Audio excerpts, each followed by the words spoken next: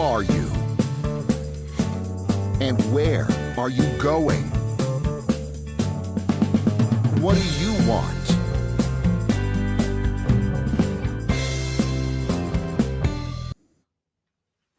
Hello and welcome to Business Lessons from the Military. I'm your host, Kevin Bemmel, and we're here every Tuesday at 10 a.m. Pacific time to talk about military history, doctrine, and the practices of great military leaders, and distill from them lessons that we can apply to our businesses and professional practices to make them more successful. So this is my way of giving back to my fellow veterans and my fellow citizens for all the training and support that I got when I was in the United States Navy. So today we're going to be on the military history side of things. I'm going to be talking about the Battle of Bunker Hill. Today is the 250th anniversary of this event, and so I'm gonna talk about what happened at Bunker Hill, or actually most of the action took place at Breeds Hill, not Bunker Hill, but for some reason down through history, Bunker Hill has been the one that's been remembered, and then again, talk about some lessons that we can learn from this well-known battle. So since today is June 17th, and this is the 250th anniversary, so that means the Battle of Bunker Hill took place on June 17th, 1775. It was obviously in the very early part of the American War for Independence. And like I said, it actually took place mostly on Breeds Hill, which is very close to Bunker Hill. And what happened was the colonial militias, that's who was fighting at this time in the American Revolution. So they had fortified Breeds Hill and were threatening British control of Boston. And the British troops under General William Howe were given the job of attacking this colonial militia sort of entrenchment, if you will, and they attacked in 3 waves. And Americans, led by Colonel William Prescott, actually held off the first 2 assaults. And his famous sort of call to action was, "Don't fire until you see the whites of their eyes." And that was to conserve their ammunition, because the colonials were perpetually undersupplied with really everything from clothing to food to ammunition. And so they couldn't waste their shots. And so Colonel Prescott basically wanted to let the British get as close as they could so that every shot would tell. So in the end, the American troops ran out of gunpowder and were forced to retreat off of Breeds Hill.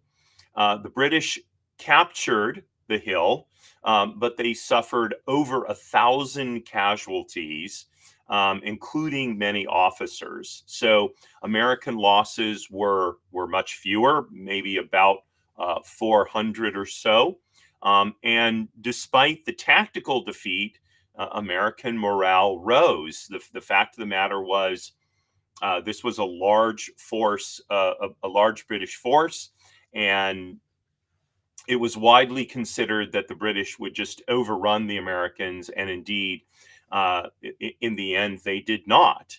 And the British, although again they eventually took Bunker Hill, it was only at great losses, and it took them 3 attacks in order to do so, and probably only did so because the American colonials ran out of gunpowder and so couldn't fire their muskets and rifles any longer. So in the end, from a strategic standpoint, it proved to the Americans that the colonists could challenge the Great Britain's professional army, and also that they didn't necessarily need to win a battle outright in order to, pardon me, win a battle, right? So it's an interesting phenomenon that it was a tactical loss, but I think one would call it a strategic win. So what can we learn from a business standpoint based on the Battle of Bunker Hill? So first lesson is that appearances can be deceptive. So we shouldn't underestimate small players. I think that's the tendency in so many sectors of business. Um, we've got all these huge players. So, for example, the American car industry, it used to be the big three: General Motors, Ford, and Chrysler were essentially the big three automotive makers. And now there are numerous small companies that have started up.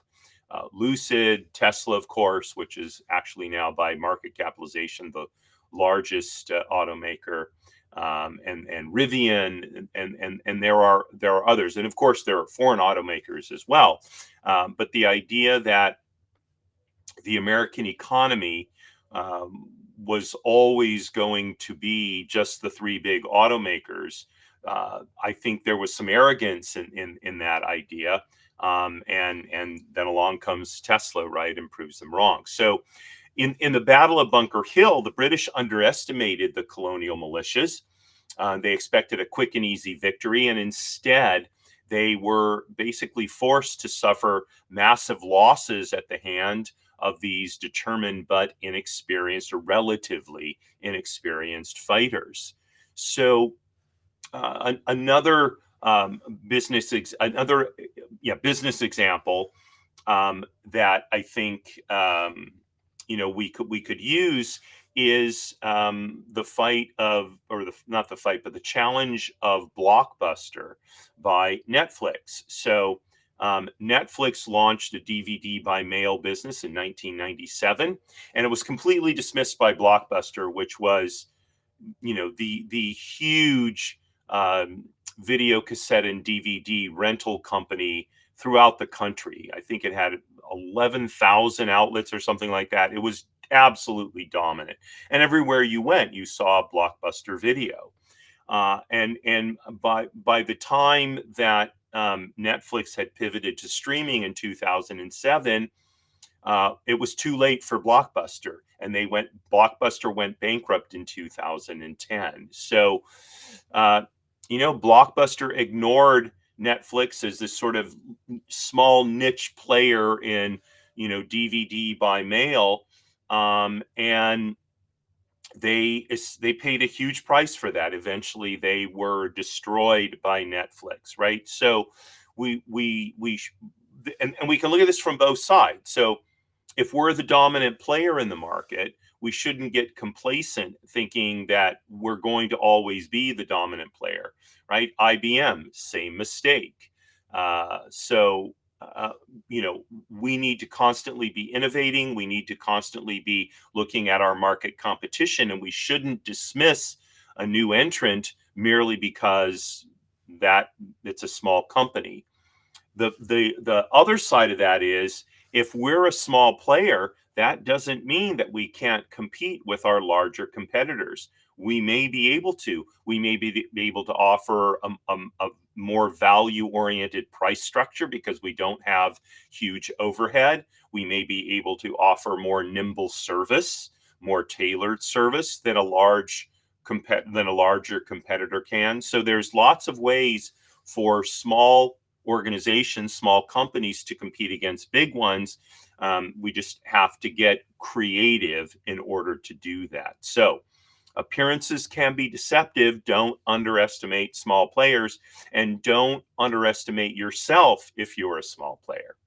Okay, so that's the first lesson we can learn. Number two is Strategic positioning beats raw power. So the colonial forces did not try to outnumber or overpower the British. Instead, they picked a strategically or really tactically ideal spot to defend, Breed's Hill. They fortified it, and they forced the British to make a costly frontal assault. That was the only way that the British could attack the colonials. Okay, and as a result, as I mentioned, the British had over 1,000 casualties, right, on what should have been, to all appearances, just a quick pitched battle, disperse the Americans, and that's the end of it, right? And so, because Colonel Prescott had so well chosen his strategic position, right, he was able to essentially not prevail per se, but perform much better than anybody expected it on both sides, right? So an example of this is Tesla. So when Tesla launched its luxury roadster in 2008, and then the Model S in 2012, so they were really targeting affluent early adopters rather than competing directly with the three large automobile companies, right? And so by doing so, they were able to peel off a small part of the market, and a part of the market that was more open to this new type of vehicle, right? And so it wasn't until Tesla had some success under its belt that it went more sort of down market, more mainstream. Okay, and so the strategic positioning that Tesla pursued was to make itself a a prestige brand. If you remember the early days of Tesla, like, to have a Tesla, wow, now you see, well, at least here in California, you see them all over the place. I think California has something like 25% of the Teslas in the world or whatever.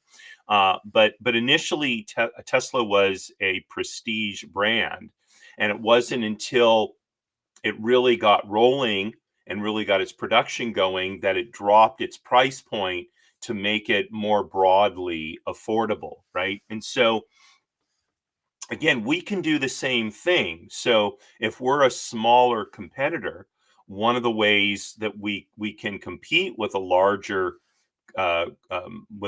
company is to look for a niche in which to be involved, and really seek to gain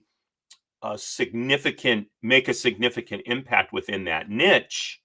Okay, that and then expand from there, rather than to take on our larger competitors head to head. That's probably not going to be successful. So trying to think of another. So if you look at Krispy Kreme donuts, why is Krispy Kreme perennially competitive? And that is, it is the only donut company where you can wait, and if when the light comes on, you're going to get a freshly made donut, right? So they have this sort of strategic positioning that we are always the freshest, we are always the best, right? And I think that's what separates a Krispy Kreme from a Dunkin' Donuts, or I mean, donuts have kind of fallen out of fashion, but in the stores, Entenmann donuts or Hostess donuts, whatever, right? So look to capture maybe a significant portion of a very niche market from a strategic positioning standpoint, rather than to go into a market and overpower it. Okay. All right. So that's lesson number 2. Lesson number 3: efficiency with limited resources is a competitive advantage. So the Americans, as I mentioned, had limited ammunition, And so the troops, the militiamen were told, make every shot count. Only fire when you're sure you're going to hit somebody. Okay. And so as a result, the British paid a heavy price, really, for every inch of ground, right? So rather than just laying down a field of fire as the British attacked, the militiamen waited till they got close enough they could pick out individual targets and really make really make it difficult for the British to get through. So um, the example I have from this in a business contact is Basecamp, formerly known as 37 Signals. So Basecamp is a project management software, and it was launched in 2004. It was launched without venture capital, and it focused on keeping its operations lean and sustainable and working for long-term profitability. Now, if you know much about the tech sector, that's an unusual way to handle things. Most tech companies are looking to scale up, make a big venture capital raise, and profitability seems to be a second or tertiary consideration at most, right? Making a big splash, uh, gaining as many customers as you can, even though you're not making money off those customers. That seems to be the way most companies attack, starting a tech business. But Basecamp did it differently. They were looking to be profitable from the beginning, or as soon as they could possibly be, and they didn't want to give up ownership to a venture capital firm. And so by working very leanly and very efficiently, right, Basecamp was able to use limited resources and make them a competitive advantage. And talking about a lean organization, America is a maritime nation. Our freedom and security depend on strong sea services. The Beverly Hills Council of the Navy League stands with our Navy, Marine Corps, Coast Guard, and Merchant Marine through community support, education, and advocacy. For over 120 years, Americans of all walks of life have heeded our call. No prior military service is required to join our mission. The Beverly Hills Council of the Navy League of the United States. Help us support those who serve at sea. Visit NavyLeague.org. Okay, so I'm talking about the Battle of Bunker Hill that happened 250 years ago today, looking at lessons we can learn from the um, the tactical loss but strategic victory that the American militiamen accomplished on this day on actually what was Breed's Hill. So I've talked about first of all, appearances can be deceptive, so don't estimate smaller players. Number two, strategic position beats raw power, and number three, being efficient with limited resources can be made a competitive advantage. Okay. So next is number four, and that is tactical wins aren't always strategic victories. So the British captured the hill, but they paid a big cost. And that victory weakened their army, not only from a manpower perspective, but I think also from a morale perspective. So that they were expected to just overrun the American positions easily, and instead had such huge losses against these relatively unbattle tested American colonials, I think had a negative impact on the belief by British soldiers that they could beat the Americans.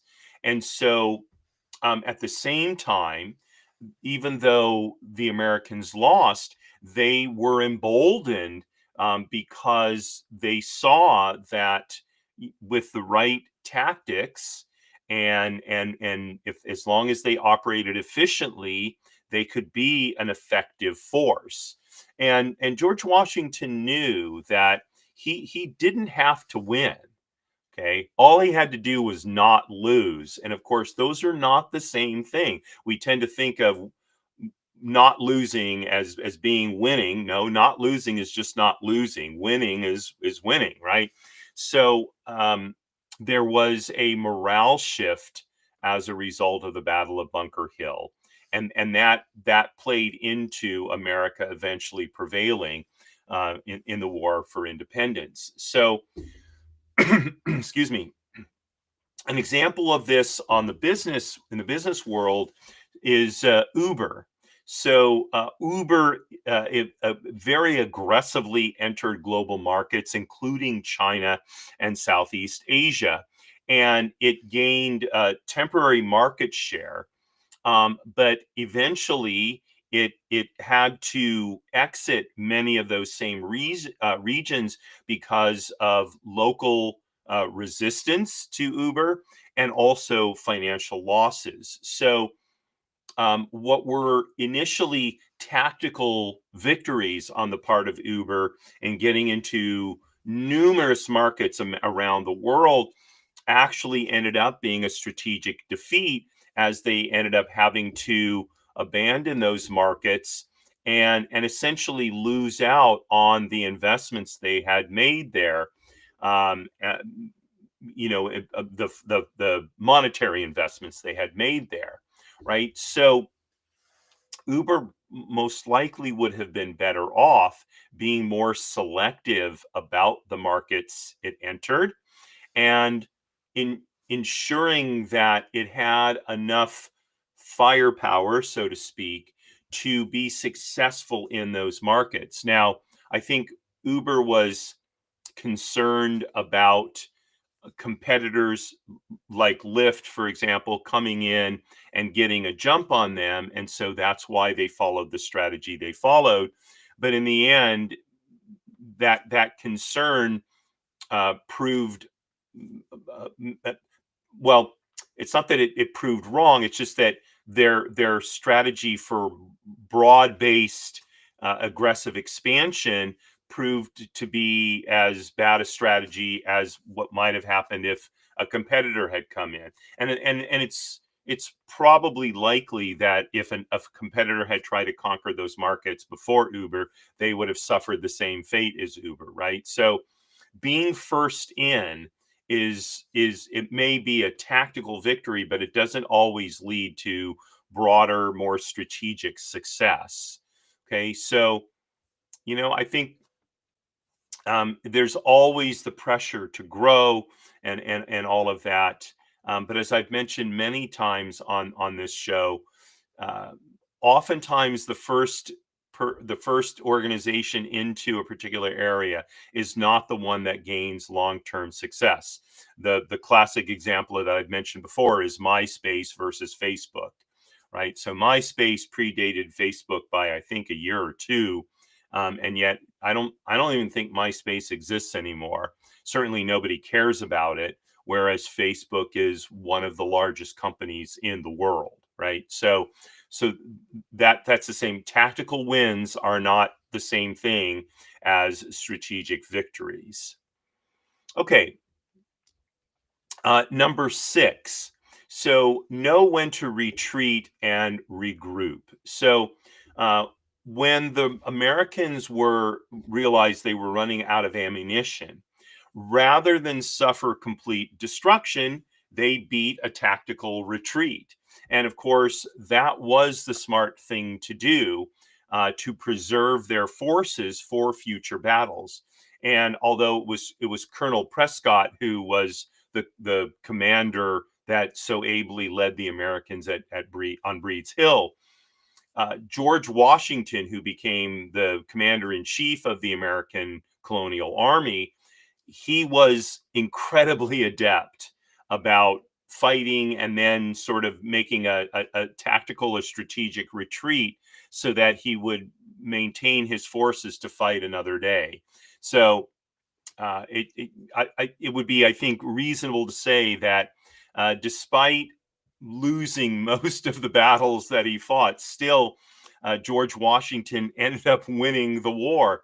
And that's because he knew when to retreat and regroup. And rather than just stand and fight and having his men get wiped out, there's no upside to doing that. So an example of this is Amazon's Fire Phone. I don't know if you even have heard of this device. When I was doing my research for this show, I came up with, this is one of the things I came up with, and I'm like, yeah, I vaguely remember hearing something about it, right? So in July of 2014, just about 11 years ago, Amazon launched the Fire Phone, and it absolutely flopped. It got poor reviews. The sales were weak, and rather than continuing to pour money into a product that it seemed evident that consumers did not want, by August 2015, just a little over a year later, Amazon discontinued the phone, and they cut their losses and walked away. They made a strategic retreat, and they have not re-entered the phone market. And that's, I think that decision makes sense to me, certainly. Being in the phone business is different. The phone business is fundamentally different from Amazon's business, but it did go on to focus on more successful products like Alexa, right? And Alexa is an enormously successful product. So by retreating and regrouping at the proper time, Amazon was able to not waste resources, and could turn them to a better, more productive use, right? And so I think, we don't want to get lost, or we don't want to get sucked in by the sunk cost fallacy. So the sunk cost fallacy basically goes like this. Okay, well, I'm working on this new initiative. I've already spent $10,000 on it. I might as well spend another 1,000 on it to try and make it successful. Now, oftentimes that is a very bad idea. If you've spent what you've spent and you're still not successful, many times the right decision is just to cut your losses, just absorb them and move on, rather than putting even more money into a venture that's just not going to succeed. So don't let yourself get deceived by the sunk cost fallacy. Better to look at the venture, the product, the service objectively. Is this really doing what I thought it would do? And if the answer is no, cut your losses, get out, like Amazon did with the Fire Phone. So that's number 6. Know when to retreat and regroup. And then finally, number 7, symbolic victories can energize shareholders. It can energize partners and employees, right? And that's exactly what happened as a result of the Battle of Bunker Hill. While the colonists lost the battle because they had to retreat and the British took over the position on the hill, in the end, so what? The Americans didn't need to have the hill, and they weren't going to attack it, so let the British have the high ground. But by making the British pay so dearly for it, the colonists created a significant morale and momentum shift in the war, and eventually, albeit 8 years later, the colonists prevailed, and so symbolic victories can energize the people involved, even though there was an actual loss. It becomes a symbolic victory. So Apple's 1984 launch of the Macintosh sort of fits into this. So in 1984 for the Super Bowl, Apple played an ad for the Macintosh, and um, so um, sorry, I'm looking at my notes here because I was remembering it differently than I have it in my notes. One moment. Oh, right. Okay, yeah. So they chose this very high profile launch of this new product, right? And it was really more symbolic than it was actual. Apple did not have the rabid fan base that it has today, not anything like it. And in fact, the launch of the Macintosh really was the beginning point that eventually led to the kind of market dominance that Apple has and the kind of loyalty among its customers that Apple has. And so as a result, and even back in 1984, Super Bowl ads were a big deal.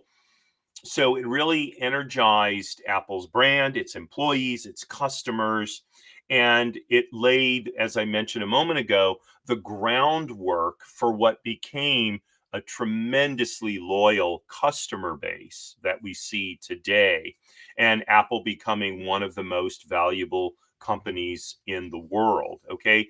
So, just because a victory is just because a victory is doesn't look like what we thought it would look like doesn't mean that it's not a victory. So the colonists getting kicked off Breed's Hill, it didn't look like a victory, but indeed it was because of how the overall situation played out. And so as we run our businesses and professional practices, we need to keep that in mind as well. Now, again, we need to know when to retreat and regroup and not keep throwing, good money after bad.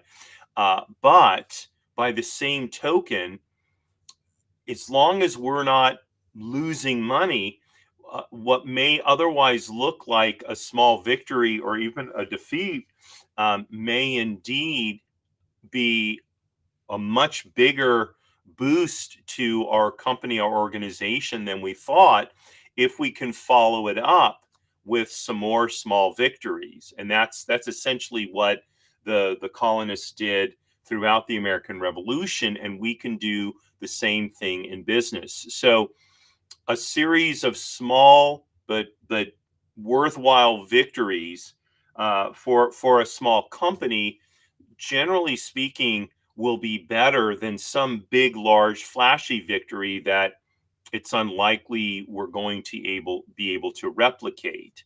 And I know for myself, I look for small wins if I can get them, and have consistent small wins rather than one home run once a year or once every 2 years. So that's what a successful business looks to build. Okay, so those are the lessons that we can learn from the Battle of Bunker Hill. Reviewing them one more time, appearances can be deceptive, so don't underestimate small players. Don't underestimate yourself if you're a small player. Number two, strategic positioning beats raw power. Number three, efficient use of limited resources is a competitive advantage. Number four, tactical wins aren't always strategic wins. Okay, so it is just because we win a battle doesn't mean we're going to win the war. Number six, know when to retreat and regroup. Actually, that's number five. I realize my count is off here. Okay, so number five, know when to retreat and regroup. And number six, symbolic victories can energize our team, our customers, and we can do much better with a series of smaller victories, especially if they're laden with symbolism than pursuing that one big home run. So I thank you very much for joining me today, and especially my live viewers. Always good to see you. And tomorrow at 10 on Wednesday at 10 a.m. Pacific time is my show, People Making Money. And I think we're due for, yes, we'll be having our monthly economic echoes, looking at the monthly economic data and seeing how it's going to affect ourselves and our families. Okay, and then on on Thursday at 5 p.m. is my every other week show, Jiggers' Place. And we're going to be having a cocktail and talking about the famous detective Sherlock Holmes and and of course the author Sir Arthur Conan Doyle. So please join me Thursday afternoon, evening, depending on where you are, and for a cocktail and a chat about the great fictional detective Sherlock Holmes. And then on Sunday, June 22nd, is a special edition of the Way to Wow show. It is the anniversary of the Pledge of Allegiance. And so, as I do on all the special editions, I'm going to be talking about how the Pledge of Allegiance came into being, and do a reading or two in honor of the day. And then technically Sunday is next week, but then next week is my regular slate of shows. On Monday is Trust and Estates Weekly, and my guest is Derek Keller.